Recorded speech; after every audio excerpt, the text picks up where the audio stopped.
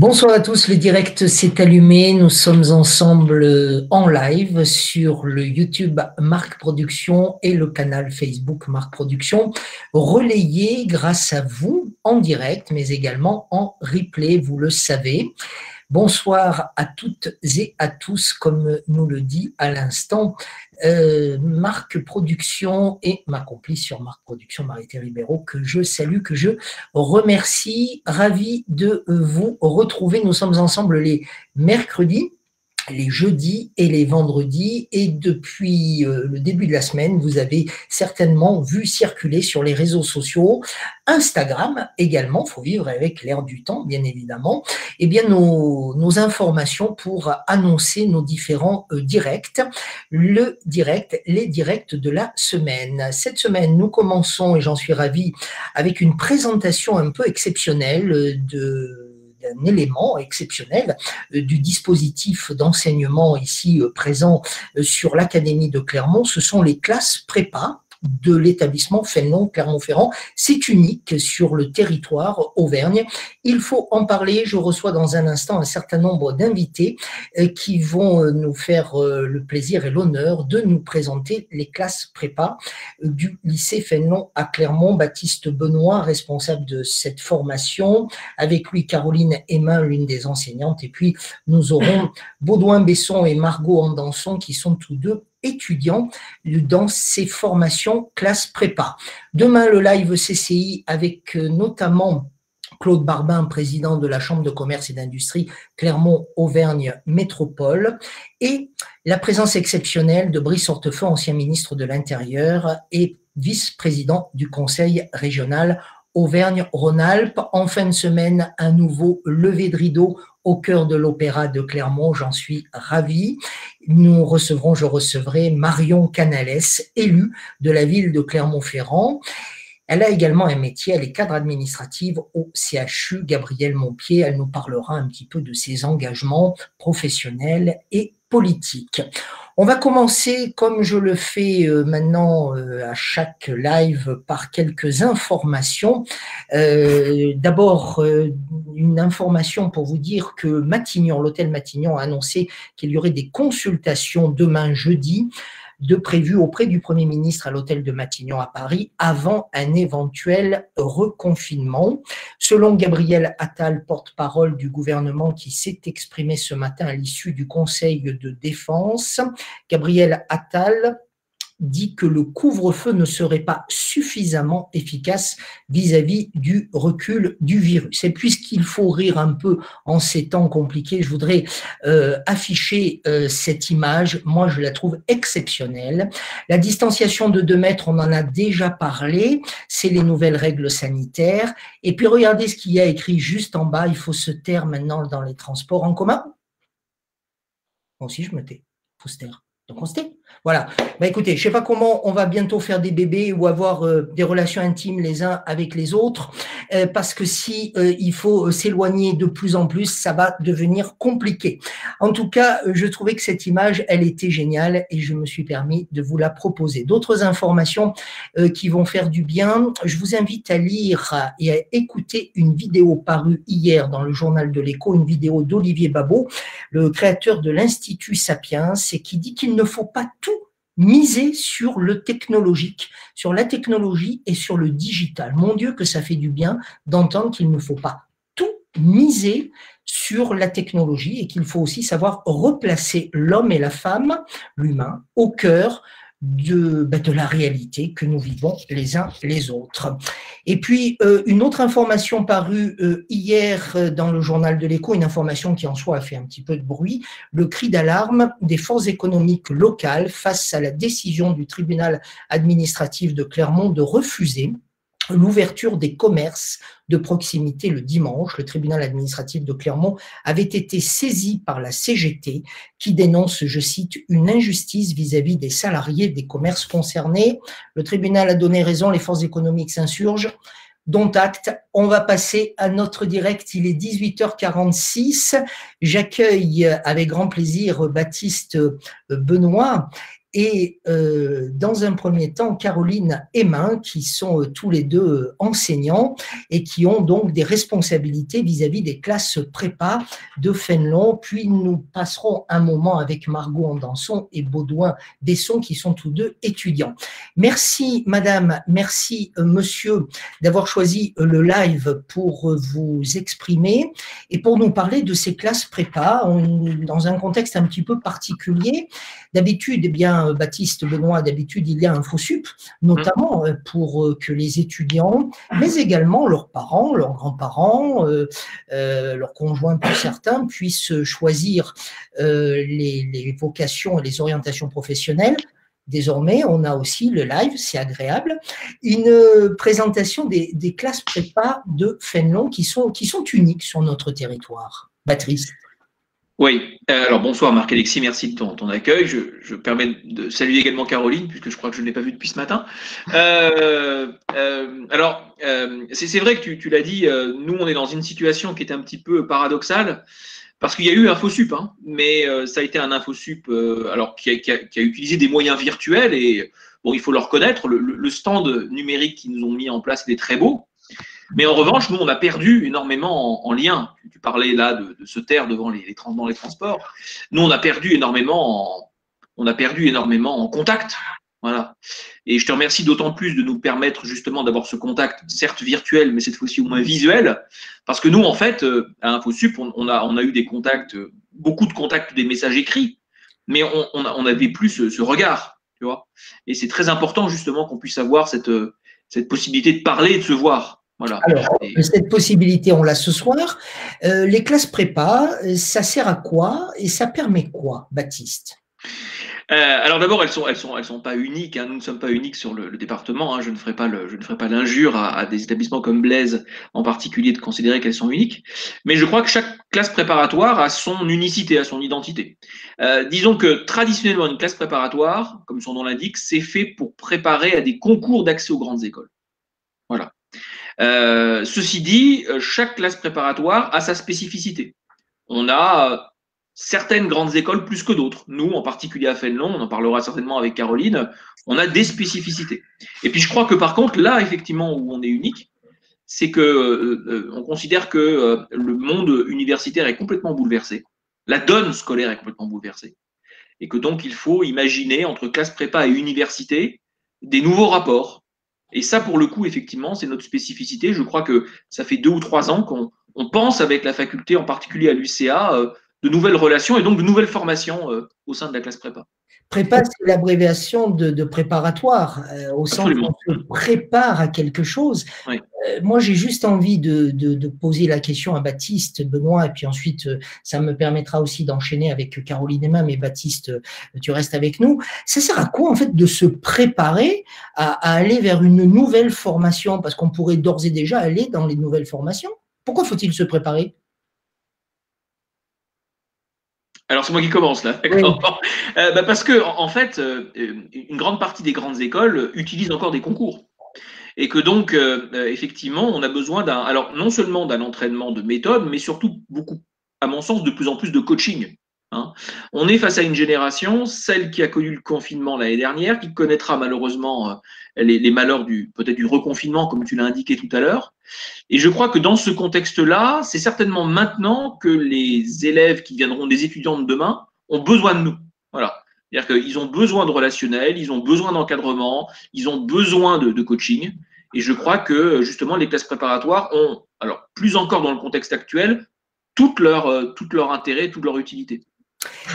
Caroline, c'est quoi justement les spécificités des classes prépa de Fénelon? Et la question vous est également officiellement posée par Marc Production. C'est quoi exactement la spécificité? Alors, effectivement, je pense que c'est une question qui est assez intéressante à poser.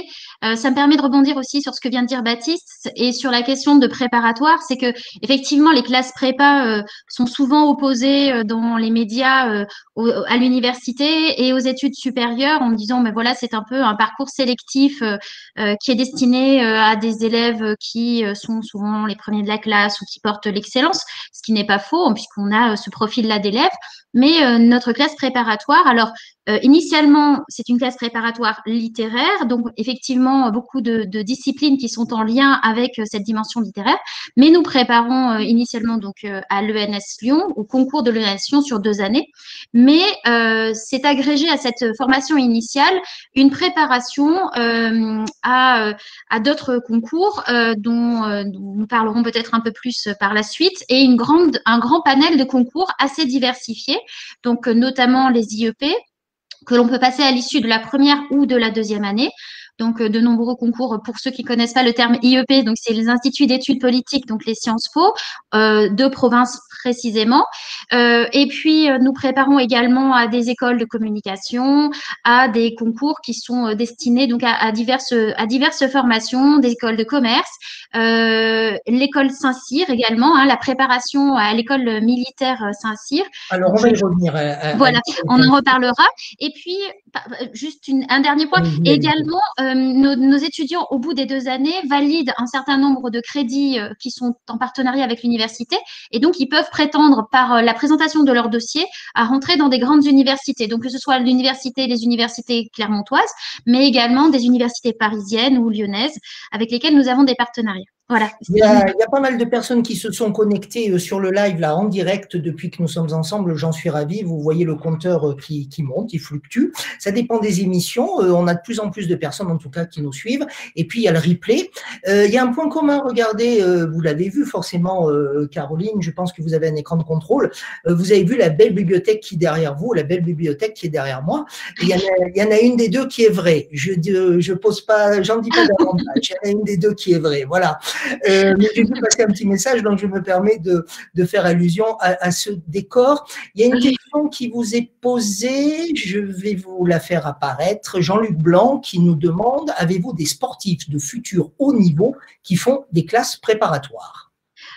Alors, ça existe effectivement. Alors, on a des étudiants qui ont eu une scolarité, notamment en faisant sport-études, et qui rejoignent ensuite la classe préparatoire. Alors, pour être très honnête, on n'a pas d'infrastructure spécifique pour pouvoir poursuivre cette dimension-là, mais on a une flexibilité dans le cadre de nos classes prépa qui fait que pour, par exemple, un sportif qui fait de la natation et qui commence tôt le matin, je pense qu'il peut y avoir des horaires qui peuvent être assimilables. En revanche, on a eu des étudiants qui ont eu ce parcours-là, qui ont fait 1 an de préparation, qui ont préparé un concours, notamment l'IEP de Grenoble, et qui ont rejoint à Grenoble une formation pour sportifs de haut niveau. Mais pour être très honnête, voilà, c'est pas du tout notre spécificité, mais l'avantage de notre prépa, c'est la dimension flexible, donc on peut en discuter. Voilà. Alors, une question pour vous deux, et puis je n'oublie pas bien sûr Baudouin et Margot qui sont dans la salle d'attente virtuelle, qui suivent l'émission et qui vont nous rejoindre en direct dans un instant. Juste une précision, IEP, donc vous l'avez dit, Caroline, Institut d'études politiques ou Sciences Po, qui vise à former en 5 ans de futurs professionnels du haut fonctionnariat, du secteur privé ou du secteur public. Voilà, ça c'était pour la précision. Je sais, Baptiste, que tu es très sensible, toi, à cette dimension des études destinées à Sciences Po. Pourquoi ? D'abord parce que c'est une tradition de l'école. Nous, à Fénelon, ça fait 30 ans. Ça fait la 30e année, on l'a fêté l'année dernière, que la classe préparatoire existe. Et en fait, elle a commencé d'abord par être une préparation spécifique Sciences Po. Voilà. Donc en fait, la préparation a commencé avant même la classe préparatoire. Et ensuite, la classe préparatoire Fénelon, elle a fait de Sciences Po une tradition. Ça fait 30 ans qu'on forme des Féneloniens, et en classe préparatoire, tous ceux qui viennent de la région et au-delà, parce qu'on a également beaucoup d'étudiants qui viennent de Lozère, qui viennent d'autres départements. On a une vraie tradition Sciences Po. Voilà. Alors nous, en Bac+1, c'est pas Sciences Po Paris, puisque tu le sais, Sciences Po Paris, c'est en Bac 0, donc c'est en terminale. Mais en fait, on prépare à tous les autres Sciences Po qui ouvrent des places, et elles sont très nombreuses, au concours commun, donc tous les IEP de province, en particulier Bordeaux, ou Lille, par exemple, qui ont une très belle formation bilingue, franco-anglais en particulier. Voilà, et donc c'est notre spécificité. Voilà. On reviendra dans un instant. Il y a une question, je vous la pose tout de suite, mais vous nous donnerez des réponses tout à l'heure. Comment choisir, Marité Ribeiro qui me pose cette question, qui vous la pose, comment choisir une prépa? Et moi, j'ai envie de dire comment choisir sa prépa, la fameuse prépa qui va nous permettre bien de grandir aussi dans notre vie tout court. Vos réponses dans un instant, chers amis. Je vous fais disparaître quelques petites secondes pour mieux vous retrouver une fois que j'aurai fait apparaître Margot et Baudouin dans le live. Bonjour mademoiselle, bonjour monsieur. Baudouin, vous êtes étudiant préparatoire à Saint-Cyr précisément. Margot, vous êtes étudiante préparatoire au concours Sciences Po. Bah, ça ne pouvait pas mieux tomber, hein. J'ai envie de commencer avec vous Baudouin, puisque Baptiste Benoît a parlé de… Non, c'est Caroline qui a parlé tout à l'heure de Saint-Cyr, enfin bon, Baptiste aussi je crois, je ne sais plus, peu importe. Ça peut surprendre, on prépare donc, on va vers une prépa pour les écoles militaires, parce que c'est ça Saint-Cyr. Effectivement, l'école spéciale militaire de Saint-Cyr, donc en Bretagne, a une voie d'entrée pour la carrière d'officier, donc dans l'armée de terre principalement. Une des voies est donc celle d'entrée par concours après un bac+2 et donc des classes préparatoires. C'est une des voies puisque d'autres sont possibles, notamment en interne, après une progression après des écoles sous-officiers. Mais c'est une voie qui est privilégiée et on appelle ça encore, entre guillemets, la voie royale, puisque évidemment pour la carrière d'officier, le côté physique et la formation militaire est évidemment centrale, mais la partie intellectuelle n'est pas occultée, loin de là, puisque l'officier est bien caractérisé par ses compétences, notamment ses cultures générales, qui lui permettent par la suite en opération d'être le décideur et le meneur d'hommes que pour l'instant nous espérons. Qu'est-ce qui vous a motivé, vous, Baudouin, pour rentrer et faire cette prépa à destination de Saint-Cyr, alors qu'on vous sent déjà mature sur un certain nombre de points? Donc, qu'est-ce qui vous a fait penser que vous aviez besoin de ce passage par l'école prépa ou par les classes prépa? Alors, évidemment, après, la question se pose évidemment. Et je peux vous dire, parce que vous ne le voyez pas, que vos enseignants sont fiers de vous. Ils sont en train de vous regarder dans la régie avec de grands et beaux sourires. Allez-y. Merci. Effectivement, la question se pose donc après le bac pour nous. Et la question est d'abord celle de la vocation. Donc, pour moi, qui s'est plutôt imposée à moi déjà étant plus jeune, mais la question de la vocation militaire. Et ensuite, c'est le choix évidemment de quelle carrière choisir, celle d'officier étant peut-être la plus dure, mais aussi la plus belle. Et elle exige aussi des qualités intellectuelles qui m'ont intéressé, puisque à la différence d'une entrée dans le milieu militaire par le rang uniquement pour monter au combat, etc., la carrière d'officier garde cette place pour l'intellectuel, pour les compétences intellectuelles, pour la culture, qui m'a particulièrement attiré et qui m'a fait choisir cette voie. Margot, c'est quoi vos projets de vie professionnelle à vous? Bien, moi, j'aimerais intégrer un IEP. Moi, plus précisément, une filière intégrée. Donc, que ce soit Lille ou Bordeaux, ainsi que le concours Lyon +1 pour entrer directement en deuxième année d'IEP. Alors, pour l'instant, vous avez plutôt connaissance ou vous avez une volonté de parcours d'enseignement.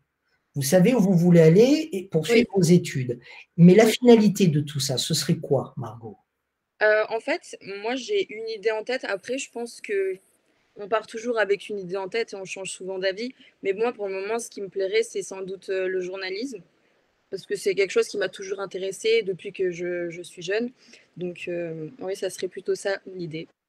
Alors, si on faisait un petit test, là, vous auriez envie de poser une question à qui, là, parmi nous, à Baudouin, à Caroline, à Baptiste, à moi? Ce serait quoi la question, par exemple? Vous posez la question à moi? Oui, je vous pose la question à vous. Ouais. On est en direct, je vous mets à l'épreuve. Poser quelle question? N'importe laquelle? Oui, enfin n'importe laquelle, faites attention quand même. Hein. Ah, j'en sais pas du tout. Bon, on va vous laisser réfléchir à une question. Moi, je vais vous en poser une autre. Qu'est-ce qui vous paraît très utile dans les formations que vous suivez aujourd'hui au niveau des classes prépa à Fénelon? Par exemple, par rapport pour rentrer dans des IEP, c'est très intéressant parce qu'on a vraiment des programmes qui sont adaptés par rapport aux requis au concours, donc notamment en histoire, par exemple, pour le concours commun. Le programme que l'on fait cette année rentre parfaitement dans le programme à faire pour les IEP, que ce soit par exemple en anglais. Notre professeure, elle vise vraiment les IEP, donc ça nous aide beaucoup, que ce soit pour l'oral, pour les épreuves écrites, etc. On apprend énormément de choses assez rapidement et vraiment on assimile très bien les informations. Et en fait, les IEP, il y a vraiment une approche pluridisciplinaire et c'est ce qu'on fait aussi nous dans notre prépa. On apprend énormément de choses sur différents sujets avec différents points de vue en fonction des matières et vraiment c'est très intéressant. On gagne très vite en maturité, je trouve, et on comprend mieux en fait le monde actuel. Il y a un message qui vous est destiné, enfin qui nous est destiné, à vous et à moi. Un message qui dit: Marc-Alexis Roquejoffre, une future collaboratrice, Margot, avec un point d'interrogation. Écoutez, on verra, pourquoi pas. Assiste-moi, je suis pas journaliste, mais quels sont tes sujets de lecture, Emma? C'est pas moi, on me pose pas de questions à moi aujourd'hui, ma chère Virginie. Voilà, un jour voilà, si vous voulez, mais pas pour l'instant.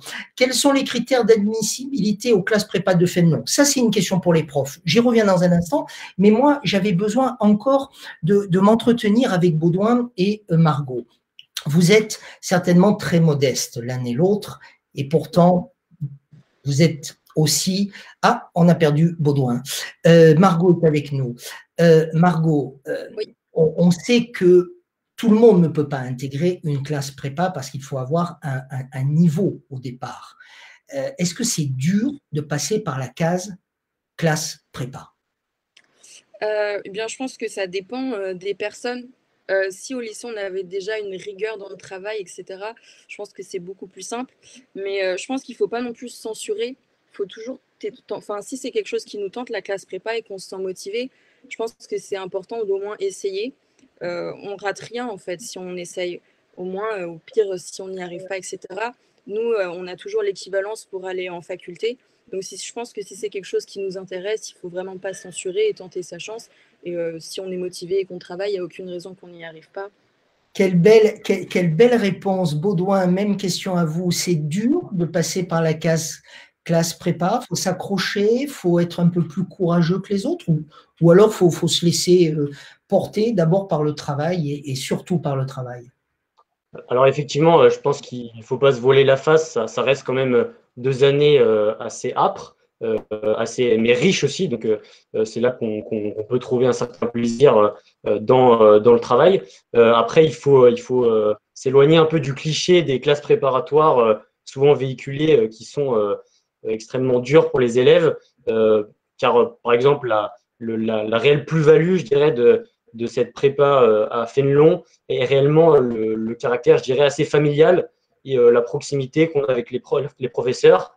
On a des classes plutôt réduites, des effectifs plutôt réduits par rapport à d'autres classes préparatoires qui atteignent peut-être environ les 50 élèves, ce qui nous donne, oui, une certaine une proximité qui nous pousse. Et puis, à travers aussi la cohésion avec les autres élèves, on se pousse et ce qui nous permet ensuite, nous le verrons, d'accéder jusqu'au concours. Et voilà. Merci beaucoup. Vous restez avec nous, Margot, vous restez avec nous, Baudouin. J'essaierai de revenir vers vous en fonction du temps qui me restera. Il est 19h passé de 5 minutes. On est en direct sur le live Marc Production, canal Facebook et canal YouTube Marc Production. Et c'est également relayé depuis peu sur Instagram et j'en suis ravi. Comme je le disais tout à l'heure, il faut vivre avec son temps. J'ai donc maintenant fait réapparaître Caroline Emma et Baptiste Benoît sur ces questions de difficulté à suivre les cours. Vous dites quoi, vous les profs? Caroline? Alors effectivement, moi je pense que déjà les élèves qui s'inscrivent dans ce projet de rentrer en classe prépa, ce sont souvent des élèves qui ont un projet d'études longues. Donc on s'inscrit sur un temps long et ces 2 années sont des années effectivement de préparation. Donc elles donnent des outils qui pourront ensuite être déployés sur les études et les années d'études qui vont se poursuivre au-delà de la classe prépa. Donc, ce sont 2 années effectivement assez intenses en termes de quantité de connaissances à absorber ou d'outils à manipuler. En revanche, il y a bien une dimension très progressive qui est menée par l'ensemble de l'équipe enseignante et des temps aussi qui sont consacrés à la dimension méthodologique que l'on retrouve pas justement dans des formations universitaires. Alors, moi, sur ce temps méthodologique, vous appelez ça notamment des ateliers d'approfondissement. Ça se passe comment, Baptiste? Ça se passe comment un atelier d'approfondissement? Alors, ça se passe en fait en fonction de. Alors, il y a deux choses, hein. L'atelier méthodologique, c'est ce que disait Caroline, c'est ce qu'on a mis en place et ce qui va monter en puissance parce qu'on a un nouveau public intéressé par la classe préparatoire, c'est-à-dire des élèves qui veulent un encadrement plus précis, surtout dans le contexte universitaire actuel, hein. Et on pense bien sûr aux étudiants qui, eux, sont malheureusement dépourvus de cours en présentiel depuis octobre, hein, donc avec des drames, hein, parfois. Nous, malheureusement, heureusement, nous, on a pu continuer nos cours et donc avoir ce présentiel et cet encadrement avec les étudiants. Donc, il y a la méthodologie qui là s'offrira à un certain nombre d'élèves qui ont besoin de cette méthode pour progresser et les ateliers d'approfondissement qui sont en fait l'approfondissement pour des formations plus spécifiques. Par exemple, Baudouin est en module d'approfondissement Saint-Cyr. C'est-à-dire qu'il a des cours en plus du tronc commun, en quelque sorte, pour lui permettre d'accéder effectivement à Saint-Cyr. Et Baudouin, je ne l'ai pas choisi par hasard, c'est un excellent étudiant. Je suis convaincu qu'il fera un très très bon officier. Voilà, et parce qu'en plus c'est vraiment un garçon très bien. Et par contre, on va ouvrir l'année prochaine un nouveau module d'approfondissement Histoire de l'art pour permettre à nos élèves de candidater au concours d'école du Louvre et à tous les concours d'art auxquels ils pourront avoir accès. Donc c'est deux choses un peu différentes. La méthodologie, c'est vraiment, je dirais, travailler à améliorer sa méthode. L'approfondissement, c'est plus un développement de notions. Il nous reste quelques minutes. Je voudrais vous poser des questions très, très simples, très techniques, basiques, parce qu'on a plein de ce type de questions. Vous avez eu plein de likes là au moment où vous avez valorisé Baudouin. Il y a plein de likes qui sont apparus. Vous verrez dans un instant. Ah, mais Margot est très bien. Hein. Margot voilà, est très bien aussi. Hein. Oui. Il va y avoir plein de likes pour Margot. Alors, tout à l'heure, la question qui était posée par Marie-Thé Ribeiro était la suivante, et elle rejoint un petit peu celle de Pierre-Gabriel Gonzalez. Comment, très rapidement, madame, monsieur, comment choisir sa bonne classe prépa? Et question en parallèle, quels sont les critères d'admissibilité aux classes prépa de Fénelon et quel est le coût d'une formation? Allez, Baptiste. Non, Caroline. Ah non, mais moi, ça… Ah non, mais je t'en prie, vas-y. Très bien. Alors, pour entrer en classe prépa, les critères d'admissibilité sont souvent ceux que l'on va retrouver sur les bulletins de notes de première et de terminale. Et nous, ce que l'on valorise principalement, c'est l'effort dans le travail. On regarde bien sûr les disciplines dans lesquelles les efforts vont être menés, mais les disciplines qui vont être suivies en classe prépa littéraire, mais toutes les disciplines aussi. On regarde aussi comment ça se passe en maths, si on a suivi les maths, etc. Donc, ce qui nous intéresse, c'est vraiment cet effort du travail et cette volonté de progresser et pas toujours un niveau académique limité. C'est vraiment une dimension essentielle. Je te laisse poursuivre si tu veux, Baptiste, si tu veux rebondir sur ce que je viens de dire. Merci. Caroline, comment fait-on pour choisir sa bonne prépa, Baptiste?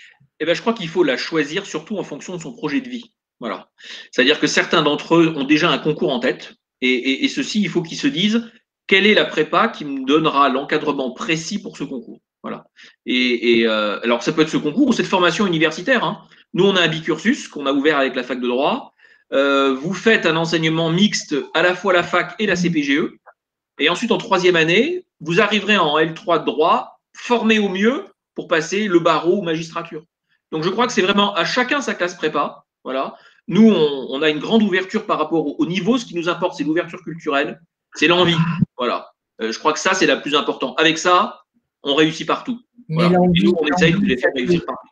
L'envie, ça permet de réussir sur beaucoup de choses, surtout en cette année compliquée, en ces temps compliqués. Les accessibilités financières, on en parle? Bien sûr, sans aucun problème. C'est une scolarité qui relève à 1 700 € à l'année. Voilà.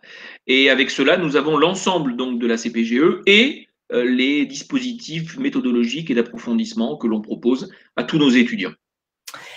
J'ai aussi une question à vous poser qui concerne la philosophie ou la morale, parce que ça, c'est un point qui a été repéré dans vos… Je vous vois que vous souriez, peut-être que ça vous fait plaisir qu'on s'arrête quelques instants là-dessus. Cette dimension m'a été soulevée, soufflée par Jules Baudouin, qui m'a aidé à préparer cette émission avec Émilie Bussière. On a bien dit éthique, philosophie et morale. C'est pas des gros mots, tout ça, Caroline? Alors, moi, je suis professeure de géographie, donc je vais… Je suis bien content que cette question ne soit pas posée, donc je vais laisser Caroline répondre. Voilà, j'étais au courant de rien. Voilà. Alors, je voudrais juste savoir qu'est-ce qu'il faudrait que je fasse, que je définisse la différenciation entre ces trois termes. Non, que vous nous disiez en quoi c'est important d'être dans ces dimensions-là de la réflexion par rapport justement à la formation que vous proposez globalement à vos étudiants. Alors, effectivement, je pense que cette dimension donc d'éthique et de morale sont traitées dans le cadre des cours, plus précisément de philosophie, où ces concepts sont abordés et sont traités. Mais il y a un vrai prolongement qui se fait également dans les autres disciplines, où on aborde justement ces questions-là à l'aune de nos différentes disciplines. Et donc, autant en histoire qu'en géographie, dont je peux plus facilement parler, cette année, nous traitons de la question des inégalités avec les élèves de deuxième année, donc les Cagnes, les inégalités dans le monde, la question de la justice spatiale, et tout ça pose des questions et des questionnements qui dépassent simplement la simple analyse spatiale finalement et porte à s'intéresser à ces dimensions-là. Mais pour être très honnête, je ne me risquerai pas à des définitions précises. Je sais qu'il y a une différenciation entre morale et éthique et je préfère laisser ma collègue de philo intervenir une prochaine fois pour en parler.